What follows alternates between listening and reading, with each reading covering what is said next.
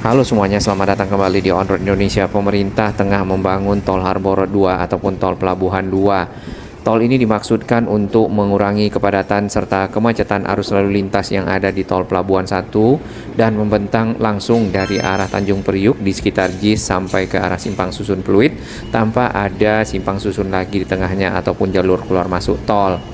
Lahan yang dipergunakan untuk membangun tol ini adalah lahan yang berada persis di samping jalur Tol Harbor 1 ataupun Tol Pelabuhan 1.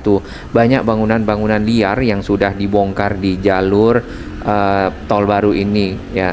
Karena lahan-lahan tersebut akan dipergunakan untuk keperluan pembuatan tiang-tiang ataupun pilar-pilar dari Tol Harbor 2. Salah satu area yang ada di pinggir Tol Pelabuhan 1 yang sudah dibongkar adalah di sekitar Penjaringan. Di sini dapat kita lihat bagian bawah tol itu juga dimanfaatkan untuk kegiatan lain. Bahkan kita melihat ada bangunan PAUD ataupun pendidikan anak usia dini ya di bawah tol.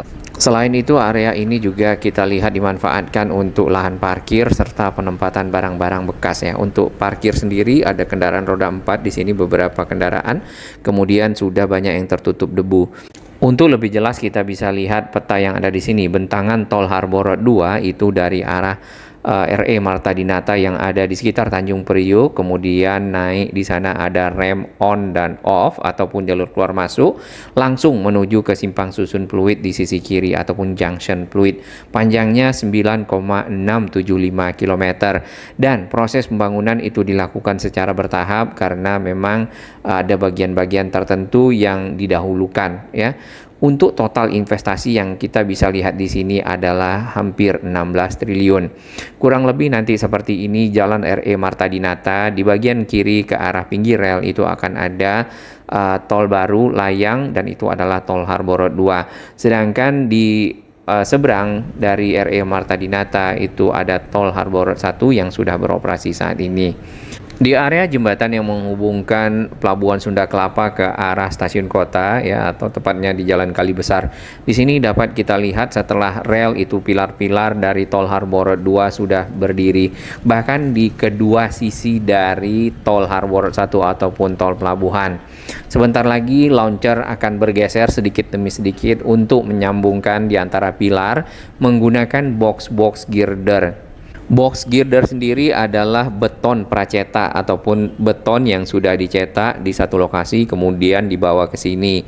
Nah, beton-beton tersebut disambungkan menggunakan launcher. Launchernya di mana? Di sana ya. Launcher ini sebenarnya mirip seperti crane dan berfungsi menaikkan box girder yang akan disambungkan satu sama lain di antara pilar-pilar yang sudah disiapkan. Jadi memang pekerjaannya adalah pembuatan pilar terlebih dahulu, contohnya yang ini ya.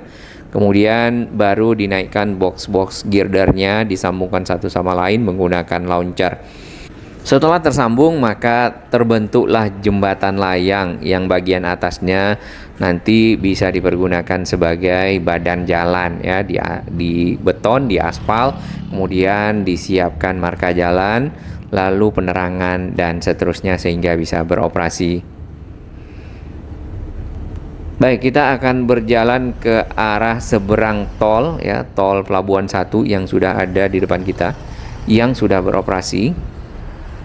Namun sebelumnya kita lihat terlebih dahulu pilar-pilar yang sudah berdiri di samping Tol Harbor 1. Tadinya di sini ada tempat-tempat parkir kendaraan, kemudian juga ada beberapa bangunan yang sudah dibongkar.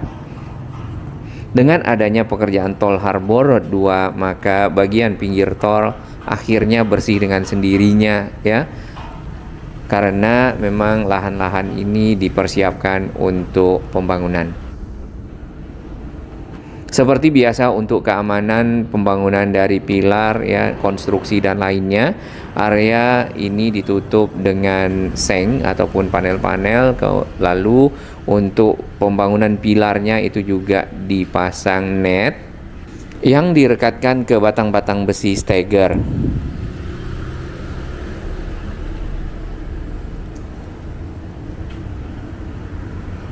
Tadi kita lihat di sisi barat, ini yang ke arah sisi timurnya. Sudah banyak pilar-pilar yang berdiri di sekitar ini jalan yang menghubungkan kawasan Kota Tua dengan Sunda Kelapa. Nah, bagian bawah tol dapat kita lihat di sini dipakai untuk parkir kendaraan, kemudian juga untuk berjualan ataupun berdagang. Ini pilar-pilar yang ada di sisi timur. Dari kejauhan kita bisa lihat girder launcher di sana yang sudah dipasang di bagian atas pilar-pilar. Nanti kalau bos girdernya datang maka akan dinaikkan, lalu disambungkan satu sama lain, dan di antara pilar-pilar ini membentuk layang.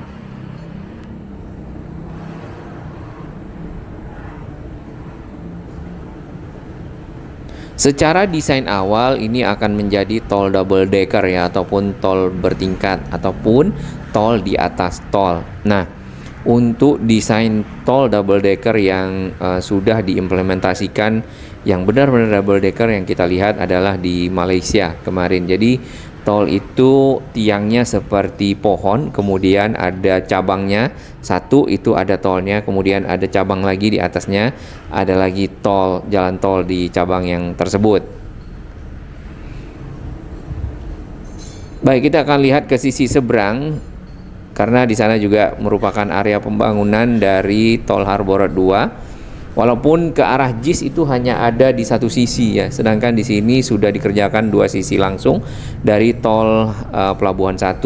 Area bawah tol di sini dipakai untuk parkir dan juga untuk berdagang oleh masyarakat. Biasanya untuk beberapa tol yang ada di Jakarta itu bagian bawahnya diberi pagar sehingga tidak bisa dimasuki oleh masyarakat, karena itu merupakan fasilitas publik yang harus dijaga kebersihannya, keamanannya, dan tidak boleh dimanfaatkan untuk kepentingan lain. Nah, untuk yang di seberang ke arah sisi timur belum ada pekerjaan, namun ke arah barat kita lihat di sana sudah ada lahan yang dibersihkan ya, ataupun disiapkan.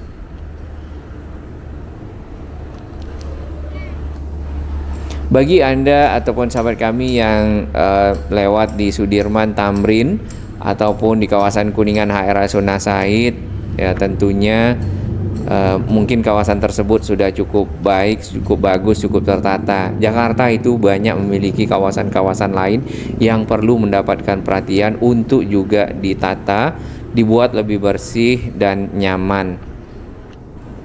Mungkin contohnya di sekitar sini lah ya, Penjaringan. Maaf, perjalanan Anda terganggu, ada konstruksi jalan yaitu tol Harbor 2. Di sini tadinya terdapat bangunan ya di bagian pinggir, akhirnya sudah dibongkar. Kemudian ke arah barat lagi ini sudah bersih ya areanya, tinggal dilanjutkan pembuatan, biasanya adalah piling ataupun membuat tiang-tiang pancang terlebih dahulu dan sisi atasnya dicor sehingga menjadi pondasi, lalu dilanjutkan dengan pembuatan kolom ataupun pilar-pilar. Di bagian bawah tol terdapat 1, 2, 3, 4 kendaraan, 2 ditutup dengan cover ya, penutup kendaraan agar tidak terkena debu, 2 sudah cukup tebal debunya. Lalu di area lain di bawah tol ini dipakai untuk penempatan barang-barang bekas. Baik, kita pindah ke Jalan Cengkeh yang bertemu dengan Jalan Tongkol. Ini juga menghubungkan kawasan Kota Tua ke arah Sunda Kelapa. Jadi ada beberapa akses. Di atas kita ini adalah jembatan dari kereta ataupun KRL yang menghubungkan kawasan Angke ke arah Kampung Bandan. Lalu nanti bisa juga ke arah Priuk atau kembali ke kota.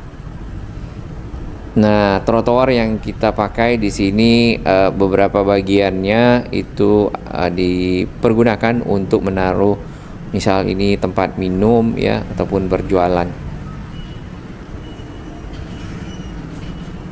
Tampak di bagian depan areanya masih ditutup sebagian, namun untuk pilar-pilarnya sudah banyak yang berdiri dan kokoh, tinggal dilanjutkan untuk pekerjaan penyambungan menggunakan launcher.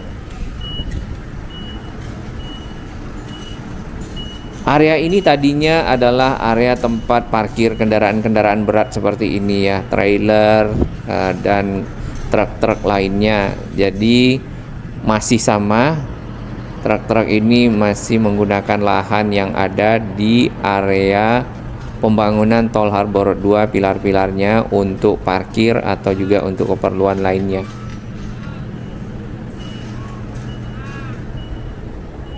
Khusus untuk area ini kita tadi melihat ada 3 truk trailer yang berpindah-pindah lokasi. Nampaknya yang satu akan mundur ke area samping proyek pekerjaan Tol Harbor 2 di bawah dari mesin launcher yang ada ini.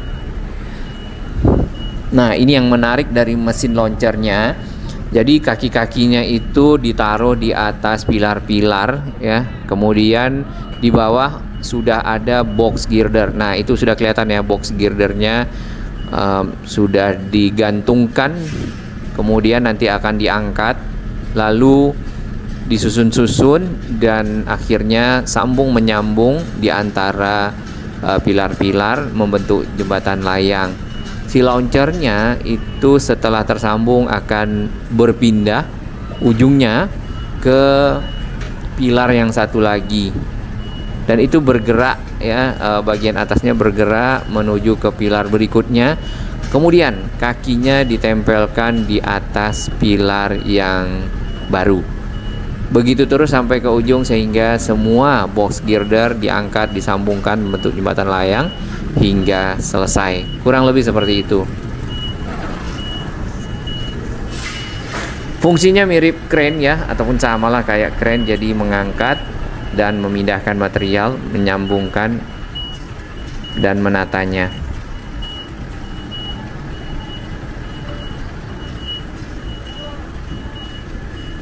Tinggi dari pilar-pilar yang ada untuk Tol Harbor 2 itu tidak sama ya. Di beberapa lokasi yang tinggi-tinggi itu biasanya akan crossing dengan, misal kalau di Kemayoran crossing dengan akses on-ramp dan off-ramp tol yang ada di Kemayoran. Lalu juga di sekitar JIS itu ada tol Pelabuhan 1 yang tersambung ke arah Wiyoto Wiono. Jadi memang cukup tinggi di situ pilarnya. Lalu pilar tersebut turun dari arah JIS sampai ke Kemayoran. Di Kemayoran naik, Kemayoran ke arah Gunung Sahari turun lagi ya. Dan di Gunung Sahari mungkin agak naik, lalu datar ke arah Jalan Lodan dan ke arah di sini di Kota Tua ataupun di ujung Kali Besar.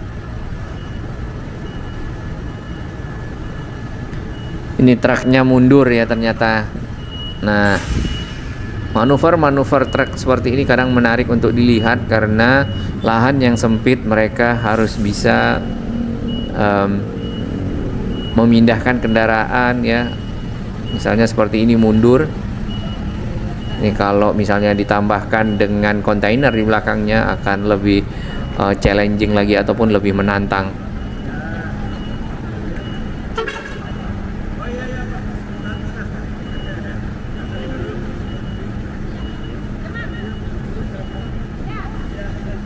Target dari Tol Harbor 2 ini sebenarnya sudah di tahun 2024 ya, ataupun juga mungkin sempat mundur 2025. Namun nampaknya dari proses pembangunan yang berlangsung akan mundur lagi ke tahun 2026 sehingga bisa nanti keseluruhan tersambung dan arus kendaraan, arus lalu lintas dari arah Tanjung Priok yang akan menuju ke Simpang Susun Pluit tanpa harus keluar di tengah, apakah itu di Kemayoran, di Ancol, Mangga 2, Gunung Sahari, langsung saja keluar di Simpang Susun Pluit. Nah, di Simpang Susun Pluit sendiri itu akan tersambung lagi ke tol dalam kota serta ke tol bandara.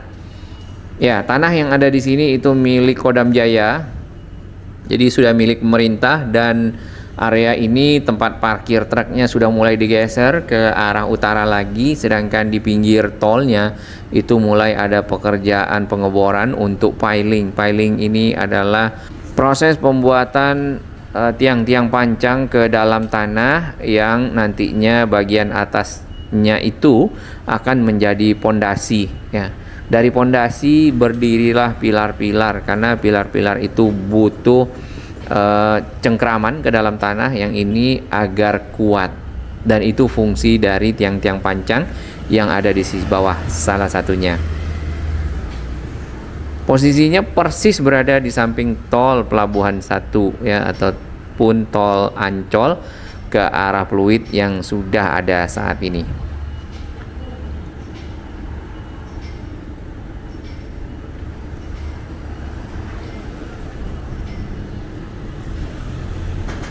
Tanah ini milik TNI AD Kodam Jaya Sekio.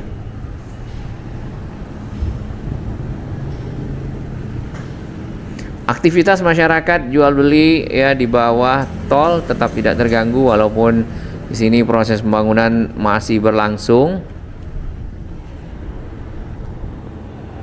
Dan area ini nanti kalau tolnya sudah jadi ya, mungkin akan ditutup ya, agar tidak dimanfaatkan untuk kepentingan lainnya, karena ini sudah menjadi milik, tentu saja lahan ini milik dari pengelola jalan tol.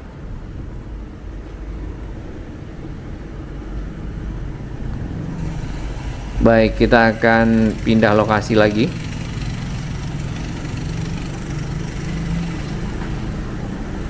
Selain dari pekerjaan tol, di area ini ada pekerjaan lain juga ya, seperti pembuatan jaringan pipa-pipa yang cukup banyak ya di kota Jakarta.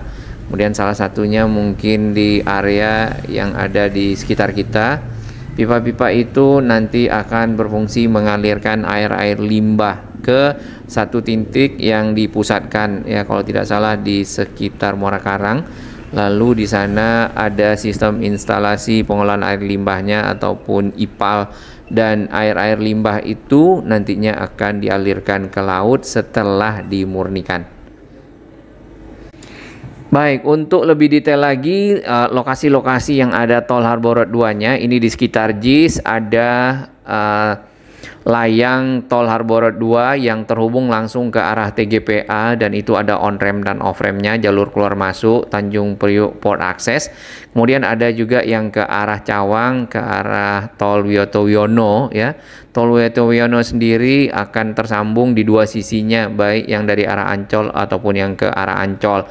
Nah, diperlukan tol Harbor Road 2 ini untuk mengurangi kepadatan arus lalu lintas yang ada ya, terutama untuk mengakomodasi juga bagi truk-truk, trailer-trailer serta kendaraan-kendaraan pribadi yang tidak perlu keluar masuk lagi di Ancol, di Mangga 2 ataupun di sekitar Kemayoran, jadi bisa langsung ke Pluit. Dengan begitu arus lalu lintas dapat terbagi bebannya sehingga menjadi lebih lancar. Nah, tadi area yang kita kunjungi ya, jembatannya ada di sini di ujung Jalan Kali Besar, dan di image-nya Google ini di bulan Mei tanggal 3 sudah ada pilar-pilar yang berdiri di mana kita berada, walaupun belum tersambung, namun launchernya juga sudah ada di situ. Dan ini adalah jalan akses yang menghubungkan kawasan Kota Tua menuju ke Sunda Kelapa. Nah, bangunan-bangunan yang ada tadinya adalah seperti ini ya, dan ini di tahun 2025 ya. Biasanya di dekat pilar-pilar itu juga banyak bangunan-bangunan yang didirikan. Termasuk yang di Jalan Lodan yang sebelumnya sudah kita lihat ya. Jadi area itu sudah sangat bersih saat ini. Kemudian lagi proses pembangunannya berlangsung, pembangunan dari tiang-tiang ataupun pilar-pilar. Di antara jalan tol dan juga jalan kereta, ya ini area sebenarnya cukup sempit, namun banyak berdiri bangunan-bangunan di tengahnya. Nah, ini ujung Jalan Lodan yang dari arah Gunung Sahari kemudian berbelok di bawah tol menuju ke Sunda Kelapa. Di sini yang sudah sempat dibongkar ya beberapa waktu lalu. Kita akan lihat kondisi di tahun-tahun sebelumnya seperti apa ya. Ini Jalan Lodannya. Kemudian ini di tahun 2025 bulan Mei. Nah, seperti biasa di bulan Mei tentu sudah ada pekerjaan yang berlangsung.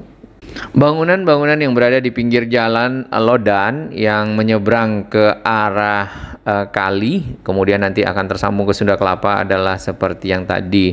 Jadi banyak dipakai untuk bangunan-bangunan yang menampung barang-barang bekas nampaknya ya. Dan di antara jalan kereta dengan jalan tol itu harusnya tanahnya milik negara ya. Biasanya seperti itu kalau mungkin tanahnya sempit, tapi kalau tanahnya lebar kita belum tahu. Nah, untuk beberapa lahan-lahan yang pinggir tol itu benar-benar harusnya milik dari negara dan tidak boleh dimanfaatkan. Ini jalan Lodan yang menyeberang ke arah utara di bawah tol. Kondisi di 2025 adalah seperti ini, kemudian 2024 belum ada pembangunan tolnya, masih ada pohon kelapa dan juga bangunan-bangunan lain. Airnya berwarna hijau, ini lumut ya. Terdapat banyak bangunan di pinggir kali yang ada di sini dan itu bangunannya bukan semi permanen tapi permanen ya, karena menggunakan bata.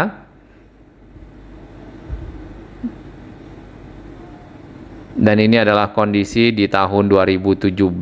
Jadi sudah cukup lama area ini banyak bangunan-bangunan yang berada di pinggir kalinya. Sayang sekali image-nya Google baru sampai 2013 ya. Kalau misalnya kita bisa lihat sampai dengan tahun-tahun 2000, sebelum tahun 2000, maka kita bisa tahu kapan bangunan ini didirikan. Ataupun lahan-lahan yang ada di sini yang sebenarnya adalah lahan yang tidak diperbolehkan mendirikan bangunan. Baik, kita kembali ke penjaringan. Ini adalah akses jalan ke beberapa, mungkin ada pabrik ataupun bangunan-bangunan yang ada di sana ya. Di bawah layang tol Pelabuhan 1 dapat kita lihat ya bermacam-macam barang yang ditempatkan. Ada juga membuat rumah-rumah ini nih. Bangunan-bangunan dari kayu lah ya, dapat ditempati tapi kecil seperti itu. Lalu ada angkot dan di bagian dalam ada bekas puing-puing ya, barang-barang bekas. Nah, kita akan nantikan selesainya Tol Harborough 2, apakah akan ada tarif baru atau tidak. Kemungkinan harusnya mirip dengan MBZ. Jadi sama saja bayarnya bagi kendaraan yang naik Tol Harborough 2 ataupun Tol Harborough 1. Yang penting adalah untuk membagi lot ataupun kemacetan yang ada, tidak hanya di Tol Harborough 1.